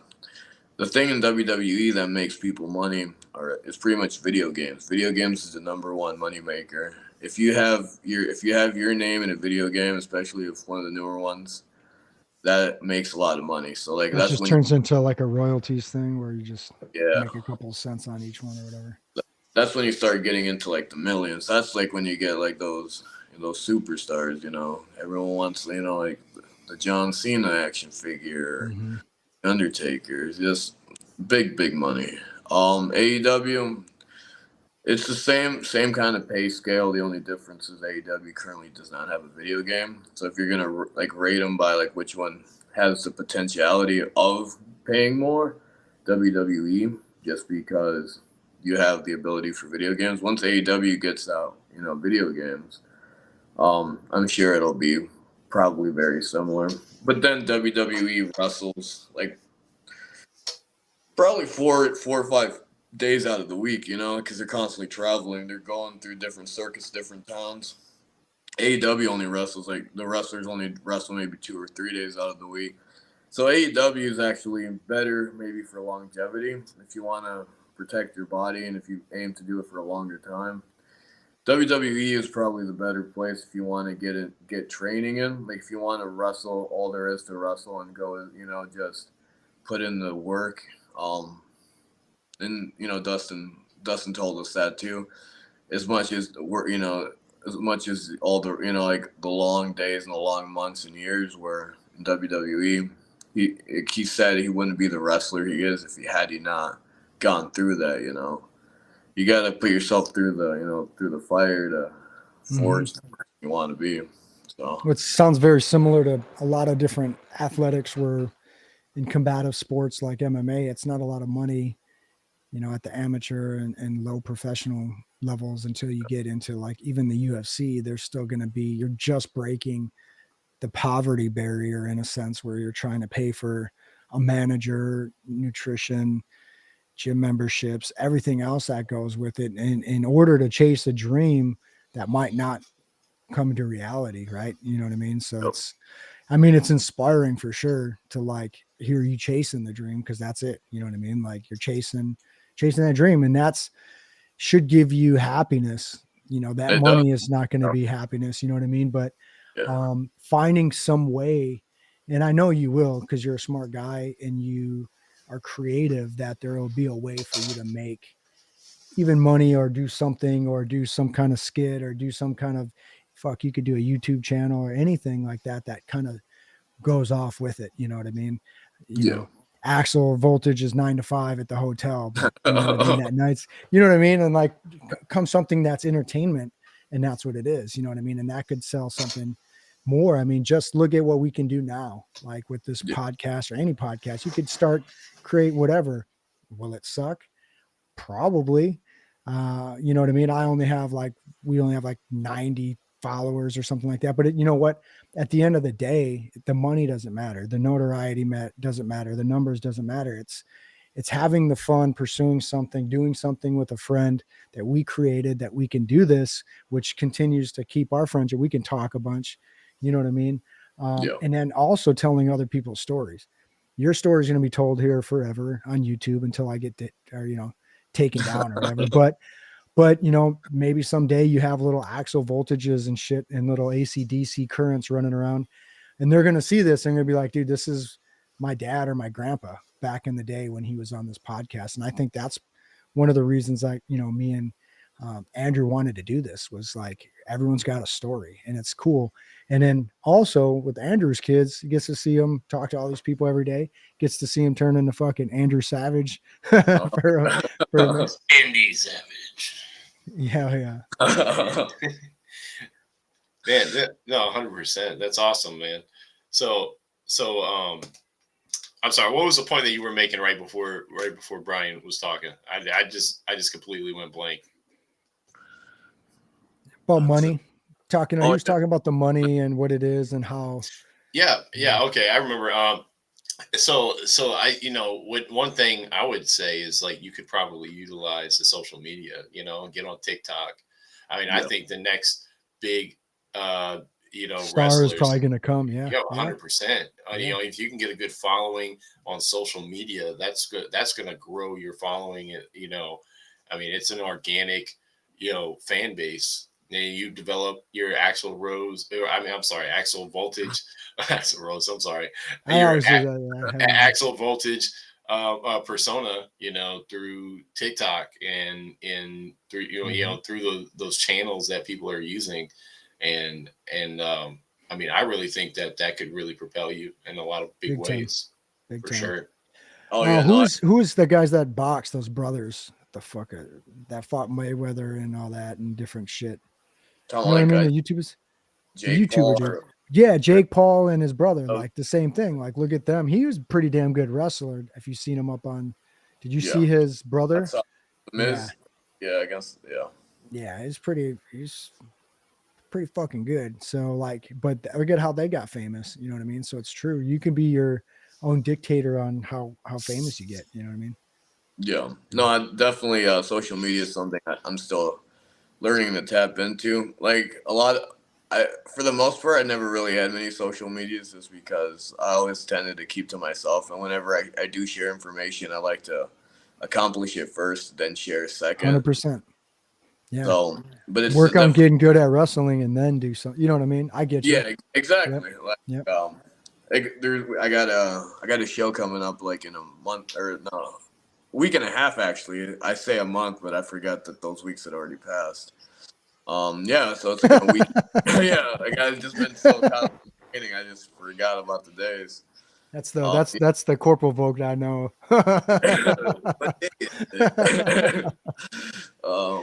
It'll be pretty exciting. Like, so the one I showed you guys, that was when I was only 3 months in. So the next one that I'm going to be posting soon is going to be pretty much in just like it's about 8 to 9 months worth of just like hard training. So like just everything, like I know for a fact is just going to be that much better. I'm the people that I'm working with, the people that I've been training with, just incredible all the way around. Really, every day that I wrestle, like I'm a little bit. It's like that good nervous, like when you walk in there and you're like, I don't know if I can be able to do all these moves today, like. And then you go in there and you do it, and then you just feel good about it. You're like, wow, like I did do that. Like I can do that, and I will do that. And it's just like taking those gradual steps, one thing at a time. Because like I got big goals, but I have to like cut them into small compartmentalize. pieces. Yep. Yeah. Yep. If I try to swallow the whole thing whole, I'm just gonna, I'm gonna panic. It's an anxiety fest trying to figure that out. But all I got to do is just what's in front of me that day, and that's what I've been doing. And like I said, it's just it all parallels back to that same dance in wrestling. Like all I can do is whatever's happening now. I can't, if I'm worried about 2 to 3 spots in the future, I'm gonna fuck up my spot right here. Yep. If I'm worried about the spot I already screwed up, then I'm gonna screw up the spot anyways, because I'm not even thinking about now. So everything has to be just being in the now. And it's I can't even like everything. That's life right there. You knock out the days, you do your reps, you wash, you make your bed in the morning, and those little goals, those little wins continue to show that path of winning, and you continue to do that. And you can't focus on anything else. Like you said, you can't go back, you can't stay still, you got to move forward in every one of those things. And I think we don't give ourselves enough credit. And that's kind of one of the reasons why I'm just happy to have you on the podcast and tell your story, because it's important to share these things with people and anybody that sees it, because that in itself, you have your own story, but it matches lots of other stories, right? It's the hero journey. It's the creation to the issue, to the reincarnation, or Phoenix from the ashes, kind of recreate yourself, to the culminating event, to the fight, to the win, right? And that's what I think people want to see, and that's what it is. And if you can live that kind of life every day, regardless, and getting better, dude, it's you have no idea where you're going to go, and there's no reason why you won't be successful unless you quit, right? So exactly. And that's the plan, brother, is just take it to the most potential I can, be the best version of myself I can be. Like, I know I'm not as technical as some other guys, but like I have something they don't, like I have Axl Voltage, and that's a unique original character. And it just, like you said, it feels good to have a sense of purpose, to wake up every morning, and no matter how shit the day is, no matter how shit work is, when I get in that wrestling ring, it all just goes away, and all that's left is just me and another guy, and we're dancing. But also remember where you came from. You know what I mean? You've accomplished boot camp. You're a Marine. You got through WTI. You got through FART, 2TAC 16, fucking FART, right? All right. So, and there's nothing wrong with looking at those things and saying, holy shit. Every once in a while going, man, look at how far I've climbed up this hill. Doesn't mean you're not going to look back up like, what's the Greek dude that continues to have to push the rock up the fucking hill, right? Sisyphus, yeah. Because that's it. And Jordan Peterson talks about it. Attainment is fleeting. You know what I mean? Little goals of attainment's fleeting. Eating a meal, doing all those things, graduating high school, that's not going to bring you happiness. Those things are fleeting. But having a goal that's long and it's for a purpose, and it's to inspire others, it's to do good things, it's to push yourself, that'll never stop. And you know what I mean? So you just got to keep on that journey. And I know, Andrew, you want to jump in here too. Yeah, I wanted to ask. So, like, I'm curious about your process. I'm really intrigued by the way you visualize your goals, and you were speaking about how you utilize like dreaming, and it helps you, guide you on your path. But once you have that goal in mind, like you have that end result in mind. Like, how do you keep yourself on the path? Like, what do you do to keep it in front of you, to keep that carrot dangling? If if I don't do it, if I don't go toward the next step, I due to my core belief system, like I almost know something will happen. Like if I don't continue my path and life has no use for me, if my big self has no more use for like my current vessel that I'm currently in, I will be like there's no more use for me, so I'll just be dispensed of, you know. I'll probably meet an untimely death, probably get sick, car accident, anything could happen, you know, like I don't think like you're trying to keep yourself relevant in the universe. Is that what you're saying? Ultimately, like my goal is to just reach that ever becoming self. So like to like you said, the stone of Sisyphus. It's to find something that I can, you know, eternally continue to push up. The stone doesn't have to be heavy. It doesn't have to be painful. It doesn't have to crush me every day. It could be something I enjoy to do. And my stone is to just grow as a being, not just as a human being, but as like a kind of like a cosmic universal being, and continue to grow infinitely, ever expanding. And the only way to do that is just to like be in the now and to step into any opportunity that comes. The obstacle's the way. Yep. The obstacle is the way. Anything that makes me feel a little bit uncomfortable or kind of scared, not like in a negative way, not like somebody broke into my house and I'm like, oh fuck, but like, you know, something that gets me to be like, oh, I don't know if I can do that. That makes me a little bit nervous. Like this is like taking a handful of that uncomfortable and just going with it. And the more uncomfortable I take, the more the harder I work, the more opportunities that just come out of nowhere. It's like once you start taking the path, the stairs start to materialize in front of you. That's like the best way I can put it. And it all just goes down to my core belief system. Like I said, when I did that acid, it changes the way you think. Like that line between the conscious and unconscious goes away.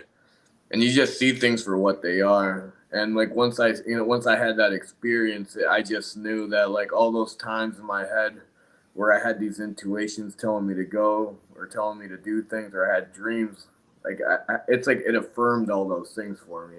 It was like I knew that everything, like I knew I was on the right path before. In the past, I would be maybe pressured due to social pressure or trying to fit in with people to maybe cut myself short or compromise a little bit on who I was. But like once I had that experience and that feeling, it's just like it's like a coming to God moment. It's like as if God like had direct, you know, like you spoken to God and you saw what it was for what it was. And now all you got left is like you got two options. You could either squander the rest of your life and with all the knowledge you now have and do nothing, or you could try to live the best, you know, life you can possibly live, and then push, you know, make that stone into whatever you want. Yeah. And that's where I'm at. So I definitely feel, yeah, like if you're not relevant in the universe, it's like that's your big self. I always visualize like somebody like on a keyboard playing like a Skyrim type game, or, you know, like a first person shooter, and the small you is on that monitor. So the big you knows how it's going to end. The big you wants to get you to the best ending possible. But the little you, like our human selves, constantly get in the way of that. Like we cock block our own universal path constantly with fear, you know, anger, jealousy, frustration, anxiety, panic.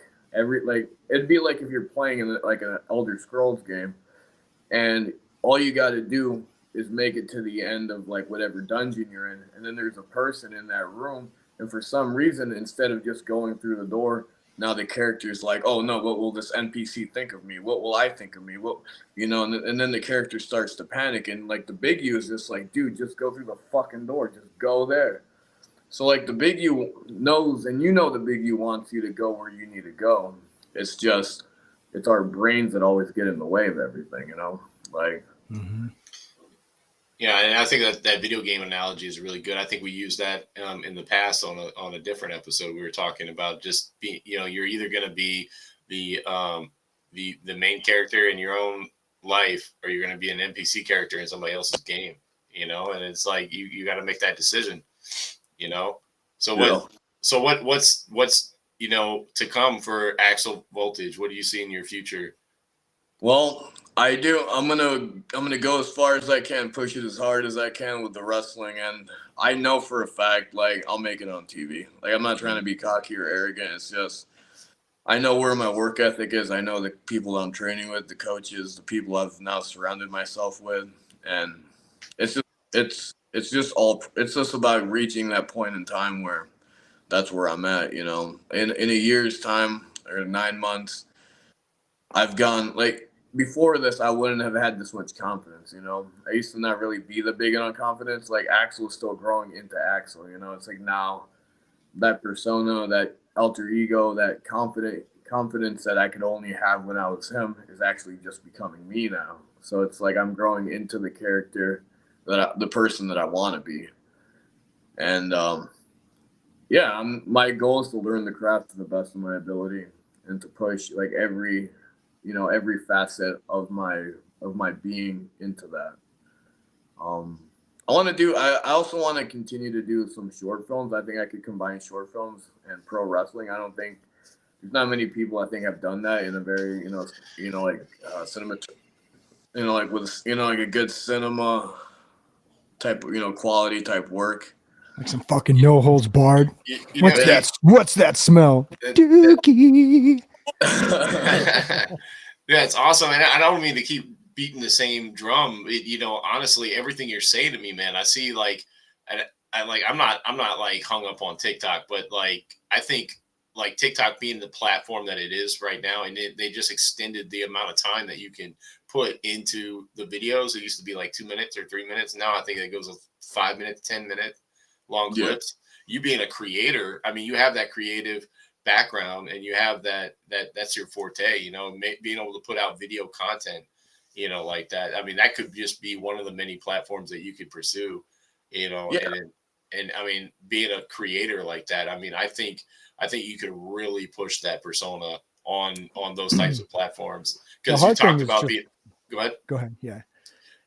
I was saying, like, you talk about being on television. The great thing about social media is that you're able to reach the masses, but it's like you're doing it. You are the network now, and it's like, and eventually the actual networks will come, it's just, putting yourself out there and, creating content, and you're already got that background, how to tell stories, how to, to grab people by the emotion and really just play on that. But what were you about to say, Brian? Well, I was going to say too, it's just finding the secret of success when any of that kind of stuff. It's just knowing what works. Some of the numbers matter as far as reaching people, but a lot of times it's just being authentic, and you're already a super interesting dude. You've always been a super interesting dude. You've always had that it factor. So like when you talked about it, I have no doubt. But I know you a little bit better than other people. You know what I mean? That you're going to be successful, because when have you not been successful? When have you failed? Probably haven't failed for the longest time since boot camp. You know what I mean? Until you earned that Eagle Globe and Anchor and you were like, I got through some hard shit, and you realize what failure really is. And when you can separate yourself from that ego, I think as long as you're moving forward, there is no failure. You know what I mean? So it's just the universe is going to open up different pathways. And I know you're one of those people that are willing to put yourself in different positions and listen, you know what I mean? And some people won't, because of fear of judgment, fear of failure, fear of rejection. And I think the people that are watching this, and especially the military people that are getting out and they're still uncertain, they got to be the lost boys that have to grow up, right? From the little Peter Pan story and go, fuck, now what am I going to do when I'm an adult? You know what I mean? And that's why there's a lot of deep knowledge on some of those stories. But I think what they're going to get from the wisdom that you're laying down in such a abstract way, and coming from a wrestling background and a military background, it's all the same wisdom that's pushed on a lot of different things, whether it's religion, spirituality, self-help, whatever it is you're still laying that same foundation as like the Pareto effect, you know, the principles and things like doing the right thing every day, getting the small wins, understanding dopamine, understanding good habits, understanding surrounding yourself with like-minded people that think the same way, finding mentors that have been through it, that are willing to help you.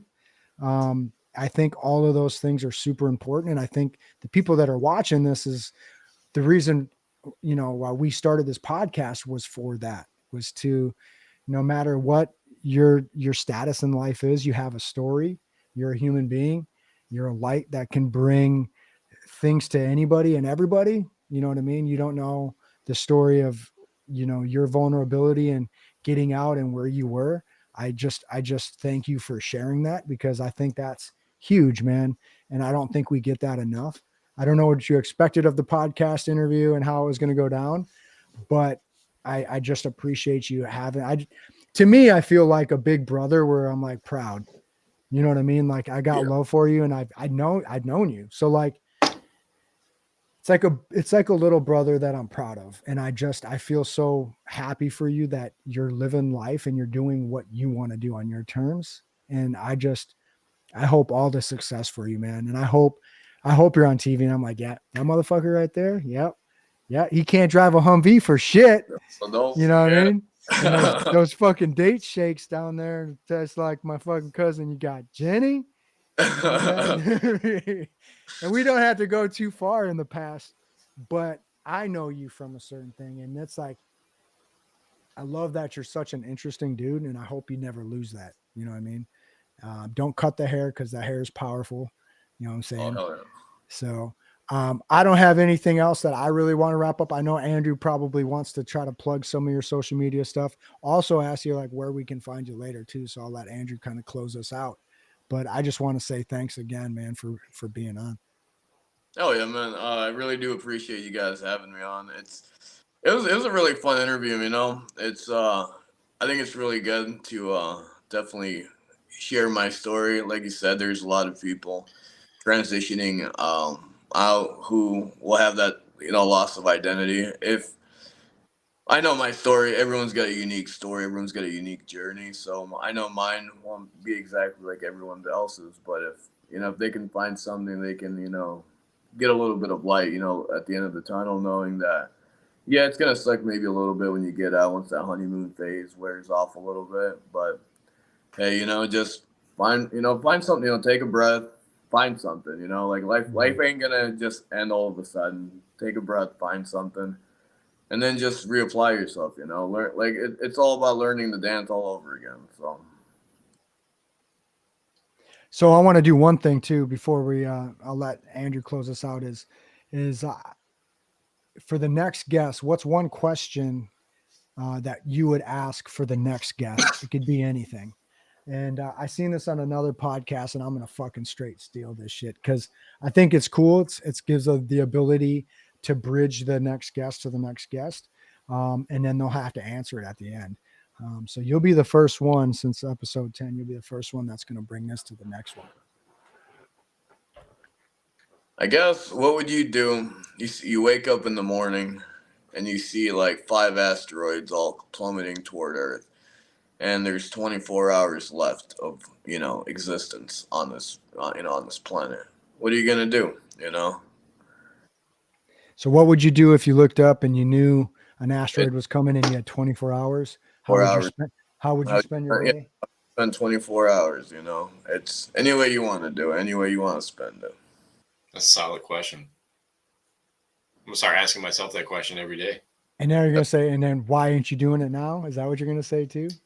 Yeah. I mean, that's kind of like a question I ask myself sometimes. Is this, if I ever have a really bad day, it's just like, am I gonna let that bad day, like if it was ending all tomorrow, would I allow like petty stuff to really get under my skin that bad? Like, am I gonna let like some drama at work or just children, because they're just children, you know, people playing games here and there. Mm-hmm. Am I really gonna let that get me so, you know, like flustered that I give up on my, you know, my goals and my passions? It's important to see yourself small and Yeah. worthless. You know, Ecclesiastes in the Bible says meaningless, meaningless, meaningless. Everything is meaningless. The pursuit of money, power, knowledge, it's all meaningless because we're all going to be dust. You know what I mean? It doesn't matter about all your money to give it to a spoiled son that's going to waste it away, right? So a lot of that stuff is meaningless. So the only thing that's really meaningful is, like you just said, is living your life the best you can every day and trying to affect other people in service. I think us as human beings, our greatest thing is the service to others. And to me, that's what brings me the most happiness is really serving others. And that's why I think a lot of us join the military. You know what I mean? So what do you got, Andrew? That's awesome, man. I mean, I think I'm going to close it out right there. You know, I mean, do you have any, if people want to reach out to you or, you know, is there anywhere they can find you? You have any social medias? Yeah, so I've got an Instagram. It's Axl Voltage, so AXL.VOLTAGE.